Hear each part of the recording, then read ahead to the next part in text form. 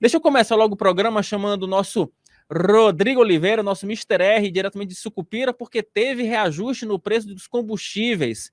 O diesel, eu vou começar pelo começo. A gasolina ficou mais barata, o diesel ficou mais caro.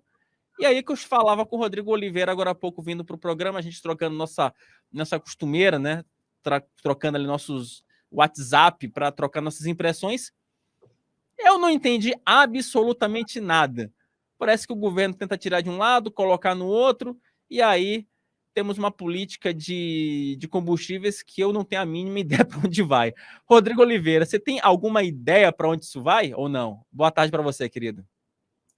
Boa tarde, pessoal aí do chat. Boa tarde, Wilson. Boa tarde, sucupiranos, sucupirados, sucupiretes. Acho que tem sucupiretes agora. Gostei desse, sucupiretes. Gostou, né? Vamos lá, vamos com o Eu mesmo sucupira. rio das minhas próprias piadas. Eu não sei se você lembra, mas tinha um personagem da televisão um tempo atrás, chamava Alf, o É Teimoso. Ele também se achava hilário. É claro que, né? Bom, Melhor assim personagem, como o Alf. adorava o Alf. Adorava o Alf. Vamos lá. Não, vamos combinar, né, Rodrigo? Rodrigo, vamos combinar, né? E o Alf, e com uma chamada que é um dos piores trocadilhos da televisão brasileira, né? O É Alf, o é Teimoso. teimoso, né? Então, Exatamente. Mas o governo é o o motivo é seguinte, o Rodrigo Oliveira. o governo é o seguinte, o Jean Paul Prats, né, esse ex-senador, não foi eleito, e aí conseguiram, né, ele tem experiência aí, empresas. Inclusive, naquela entrevista que a gente fez com o Leonardo Siqueira, deputado estadual aí, que entrou com uma ação pública contra a indicação de alguns conselheiros, eu até lembrei ele que o Jean Paul era contestado porque ele tem empresas no ramo que tratam, né, de negócios no ramo de petróleo, né? E se isso, né, talvez não tivesse um pequenino conflito de interesses, né? Mas tudo bem, vamos lá, vamos tocar. O que acontece é o seguinte: desde que mudou a política de preços da Petrobras, né, que ninguém sabe muito bem o que é, né? As pessoas repetem essa ladainha como se estivessem entendendo. Não, é algo que tem a ver com o preço no exterior, mas aí tem um diferencial do que é produzido aqui para tornar a Petrobras mais competitiva, né? Como se a Petrobras sofresse com alguma concorrência aqui que ela devesse se preocupar dentro do país. Mas tudo bem.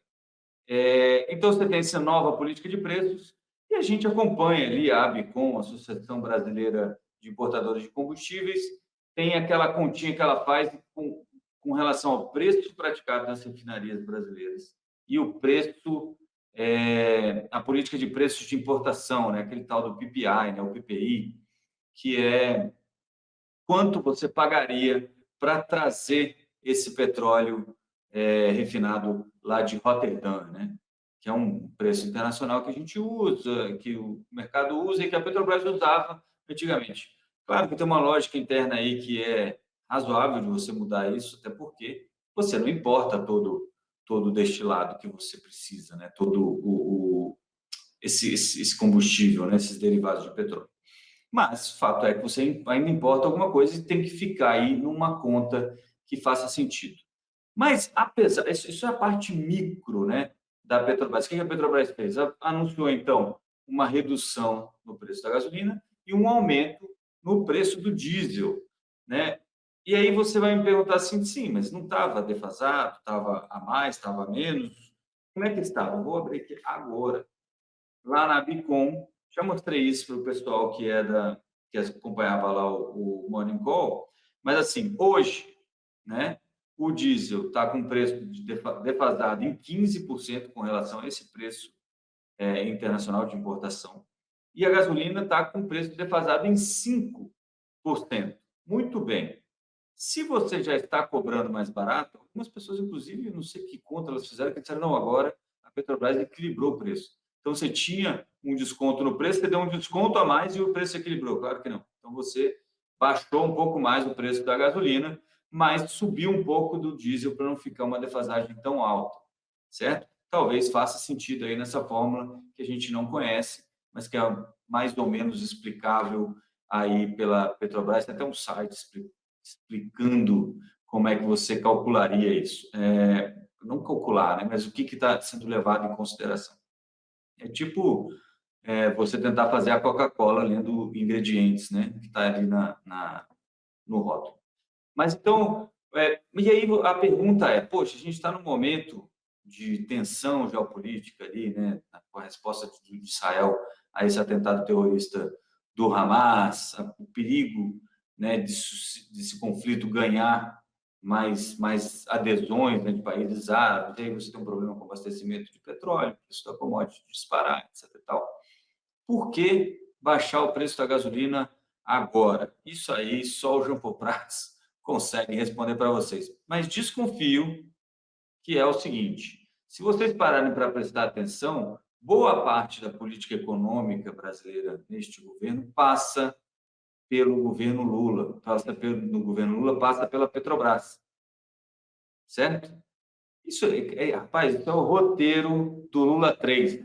Na primeira temporada do Lula Paz e Amor, a gente viu o que aconteceu. Na segunda, o Lula menos Paz e Amor já conseguiu ajeitar um pouco mais as coisas na Petrobras. E na terceira temporada eles trocaram. Eu não sei se vocês lembram, trocaram os atores. Quem fazia o papel de Lula era Dilma Rousseff, que hoje está lá no banco dos BRICS, e não deu muito certo, né? Mas parece que o roteiro dessa terceira temporada, né, revisitada com os atores originais, parece estar caminhando para esse mesmo lugar. Então você faz política econômica por meio dessa estatal. Como? A gasolina tem um impacto direto na inflação, vai ser 0,2, 0,3 ponto percentual, aliás, 0,2, 0,3 ponto percentual na inflação do ano, né? Para cada mudança aí de uns 10 centavos na bomba, se não me falha a memória, eu não lembro os números de cabeça agora, mas ela tem um impacto na inflação. Então, você consegue controlar um pouco da inflação, controlando o preço da gasolina. O diesel faz um tempo já que está uma defasagem muito alta, e você não consegue esticar isso muito tempo, porque você vai ter problemas como a gente teve da outra vez que a Petrobras segurou essa defasagem até 30%, e a gente teve até algumas distribuidoras ameaçando parar de entregar o combustível porque não tinha repasse no preço que elas estavam pagando, e aí algum risco de desabastecimento. Não é o caso agora, a Petrobras sacou que não dá para segurar muito esse deságio e já resolveu. Então, e aí quando eu falo que a política econômica do governo Lula passa pela Petrobras, não é só pela gasolina. Se vocês prestarem atenção, outra coisa importante é, você baixa o preço da gasolina, mas lá no CARF, tem muitas coisas lá no CARF sendo discutidas que são impostos, em tese, contestados aí pela Receita Federal e pela Petrobras, em disputa pela Petrobras e a Receita Federal, de se são ou não de responsabilidade da Petrobras, se a Petrobras deveria pagar ou não. Note, já foram, acho que agora já tem mais ou menos uns 20 bilhões que a Petrobras, de acordo com o resultado do CARF agora, que tem o voto de Minerva para a Fazenda Nacional, né, para a Receita Federal, que a Petrobras pode ter que pagar já. E isso, obviamente, ajudaria o nosso querido ministro e matemático Fernando Haddad para dar conta de tudo aquilo que ele prometeu, mas não vai conseguir cumprir, e todo mundo já sabe que não vai conseguir cumprir, mas um jeito de tentar minorar esse problema seria usando a Petrobras de novo. Então, entendam, né? Principalmente o pessoal que tem ação da Petrobras, etc. Então, entendam, esse é um risco que você corre com empresas estatais. É para a Petrobras segurar o preço da gasolina porque o brasileiro gosta de pagar gasolina barata?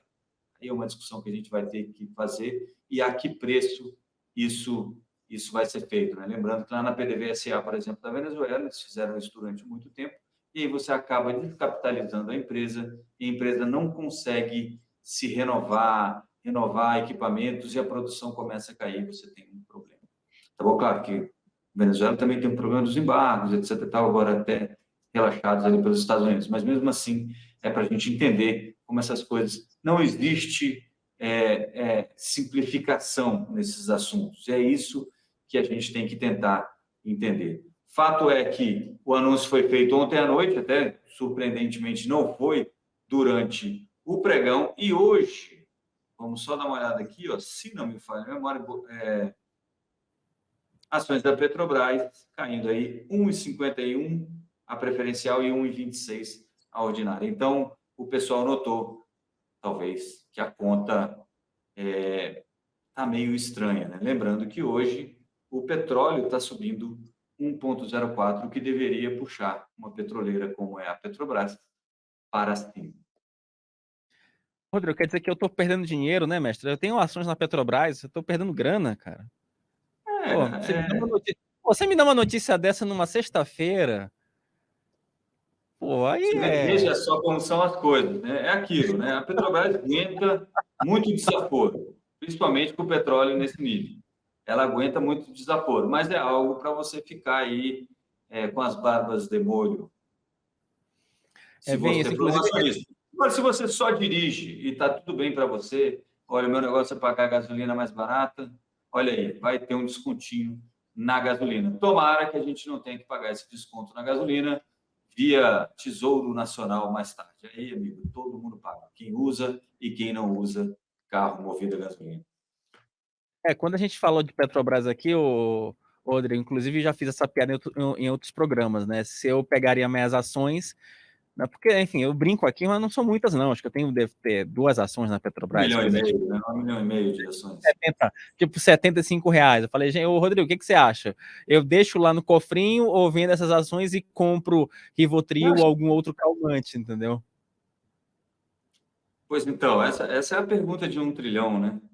É, Eu já falei isso, a minha modesta opinião, na minha carteira não tem Petrobras, mas, por exemplo, meu pai tem Petrobras na carteira de investimento dele, né? Então, assim, é do cliente, né? Cada um acredita no que quer. Eu acho que o risco hoje não compensa, embora a ação tenha dado bons retornos. Esse ano passado pagou dividendos espetaculares, esse ano vai pagar dividendos bons.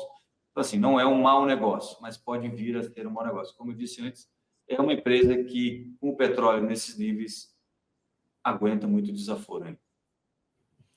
e tá aqui uma dica de economia do César Vieira Júnior. Compre ouro, que vale mais do que dinheiro. Oi! Já diria o que disse Silvio Santos. E só para a gente entrar nos dados específicos, né, Rodrigo? Só para a gente confirmar os números, né? A redução é de 12 centavos por litro, né, no preço médio da gasolina, né, para distribuidores, e que vai passar pelo valor de 2,81.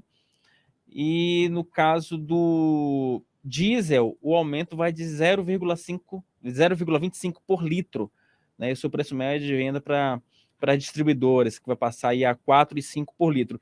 Agora, politicamente é bom lembrar que esse tipo de reajuste, aqui tem um detalhe que eu acho que é algo para a gente ficar de olho nos próximos dias, é que quando você aumenta o diesel, você também cria uma situação de tensão com os apoiadores do ex-presidente Jair Bolsonaro, né, que são, enfim, caminhoneiros, enfim, são pessoas que têm essa ligação. Então você cria também um cenário de possível animosidade. A gente também tem que observar como é que esse aumento do diesel vai ser absorvido aí pelos caminhoneiros, né? E é bom lembrar que durante o ano de 2023, o governo Lula teve que também compensar estados e municípios em aproximadamente 27 bilhões pelas perdas sofridas pela isenção do ICMS, né, no ano de 2022. Então, também há essa conta que o governo Lula tenta fazer ali um agrado a prefeitos e a governadores para conseguir montar uma base parlamentar robusta no Congresso. Até agora não conseguiu, mas vejam aí como é que política e economia andam absolutamente juntas, né, Rodrigo? É isso, e tudo isso é aquilo que a gente fala, né? São várias peças que sempre se movem. Quando você movimenta uma, você movimenta as outras. Tudo isso vai desembocar ali naquela conversa do Haddad sobre o arcabouço fiscal, meta de resultado primário e como é que a gente vai dar conta de pagar por todas essas despesas. Agora, e aí eu sempre gosto de lembrar, né? Não tem certo e errado isso, né? Tem uma decisão política é, social, né? A sociedade se posiciona de forma, não, eu prefiro que o governo vá fazer a gestão desse tipo de coisa. E, para isso, você tem que pagar, né, gente? Não tem almoço grátis. Uma das coisas que muita gente foi levada a acreditar é que as coisas são grátis, né? O governo dá, né? São de graça para a gente. O governo não dá, o governo não gera nenhuma receita, ele pega receita que nós geramos com o nosso trabalho e aplica, a gente cede, né, por imposto, a gente cede um pouco para eles, para que eles então nos devolvam alguma coisa. É saber o que nós queremos que seja devolvido, vai ser devolvido e qual vai ser a qualidade daquilo que vai ser devolvido. Tudo isso incorre em custo. E aí a gente tem que decidir se a gente quer pagar mais, quer pagar menos e quem que vai gerir esse dinheiro para a gente da melhor forma possível. E isso eu acho que é uma coisa que a gente tem aprendido aos poucos, né? O Brasil tem engatinhado um pouco dessa coisa do, né? O anglo-saxão é muito consciente, né? Do taxpayers money, né? Do dinheiro do contribuinte. Né? A gente acha que é um dinheiro meio esotérico, assim, não, imposto, não vou pagar porque o imposto é muito caro, então eu não pago. Pô, mas se você não paga, também não reclama que, né? A polícia é mal preparada, não tem equipamento, etc. Tal. Não é esse o caminho. O caminho é discutir o que é que a gente quer que seja público, o que é que a gente quer que seja privado. Na minha Rodrigo, modestíssima opinião. não, eu concordo com você em gênero, número e degrau. Agora, Rodrigo, só para fechar aqui o nosso bloco da economia, porque afinal de contas você sabe, Sucupira tem lugar cativo aqui no meio-dia em Brasília, já o bloco de economia todo com o nosso Rodrigo Oliveira. Tem uma perguntinha do Wellington Mazini, que eu acho que é uma perguntinha simples, mas é uma perguntinha que todo mundo se faz. Qual é a diferença das ações entre as preferenciais e as ordinárias, querido? Então, as preferenciais elas têm preferência na hora de distribuição de lucros. Vamos supor que você não consiga distribuir lucro para todo mundo, as preferenciais vão receber os dividendos, mesmo que as ordinárias não recebam. Mas as ordinárias, por outro lado, elas dão direito a voto. Né? Então, se você tem lá 10, 15, 20% das ordinárias da Petrobras, por exemplo, você estaria sentado lá no conselho de administração hoje para ouvir aquele pessoal do currículo peculiar que foi indicado pelo governo nos últimos dias. Então, é isso. O número 3, que vem depois do ticker, né? Petrobras na Bolsa é PETR3, quer dizer, ordinária, o número 3, e o 4, preferencial, PETR4, preferencial. É isso. Tem uma razão de preço aí que o pessoal faz o cálculo para ver o que vale mais a pena, o que não vale. O fato é que nos últimos 5 anos, até estava fazendo um levantamento desse outro dia, o pagamento de dividendos foi exatamente o mesmo para as duas ações, com pequeníssimas e honrosíssimas exceções. Mas, em geral, você recebe a mesma coisa em qualquer uma das ações. Aí você faria a conta simples. Então, vou comprar a ação que é a mais barata. Lembre-se, a mais barata é a 3, se não me falha a memória, vou até ver aqui de novo, para não falar besteira. Aliás, a mais barata é a Petro 4 e a mais cara a Petro 3. Tá bom? E como a Petro 4 tem preferência nos dividendos, então vai lá na Petro 4, não tem problema, a liquidez das duas é quase a mesma e acho muito difícil que Vossas Excelências aqui consigam acumular uma quantidade de ações ordinárias razoável para poder, pelo menos, buscar uma posiçãozinha ali no Conselho de Administração, lembrando que o salário lá é bem bom. Só para efeito ilustrativo, né? Eu tenho, assim, brincadeiras à parte, né? Eu acabei de ver aqui meu aplicativo de ações, eu tenho 2 ações da Petrobras, Petro 4. Meus dividendos eu recebi a fortuna de 2. Eu recebi a fortuna de R$ 14 nos últimos 12 meses. Olha aí que beleza. Mas você imagina, se você tivesse comprado a 37, não sei quanto você comprou. Se você comprou a 37, você recebeu R$ 14, vai dar aí 40% de retorno. Isso é um ótimo investimento, Marasmo. Olha só. Enfim, não me estimule a fazer bobagem, Rodrigo Oliveira. Meu querido, sextou para você, né, meu querido? Sextou de live, eu acho. Tá certo. Rodrigo Oliveira com essas análises econômicas aqui diretamente de Sucupira. Obrigado, querido, mais uma vez pela atenção. Fique com Deus. Oi, por favor. Só queria deixar uma conversa. Hoje, os juros futuros estão recuando. Ontem teve um salto nos juros futuros de novo, muito em função aí da conversa do Powell, a gente chegou a comentar isso também ontem no meio-dia, mas os juros futuros hoje recuam, chegou no nível que realmente passou a fazer muito pouco sentido onde estava, né, precificando aí o fim do corte da Selic a 11% ao ano, e aí é muito difícil acreditar que a gente vai ficar aqui. E aí os juros recuando um pouquinho, mas a Bolsa não está respondendo, porque as duas gigantes da Bolsa e os bancos, que são os setores que mais pesam aí no Ibovespa, estão no negativo, né? A Vale, em função da queda do minério, Petrobras, aparentemente, né? Não dá para saber o que está acontecendo de verdade, mas as ações da Petrobras caindo um pouquinho e os bancos também aí em desvalorização no dia de hoje. Mas juros futuros em queda, Bolsa em queda, e só para terminar aqui o meu pedacinho, meu caro Wilson, dólar caindo 0,47 a 5,04. A Áurea está dizendo aqui que com o que você ganhou da Petrobras dá para comprar uma cerveja. Não é Ambev, mas dá para comprar uma cerveja, olha aí. Ah, não, dá para comprar o quê? Eu acho que dá para comprar uma Skol Litrão. É o que temos, né? É o que temos, Skol Litrão numa sexta-feira. É o que temos, né? Mais água do que lúpulo. Ô, Rodrigo Oliveira, obrigado pela participação, querido, e até a semana que vem, tá bom? Tchau, tchau. Muitíssimo obrigado. Até semana que vem. Tchau a todos, bons negócios e avante, Sucupira!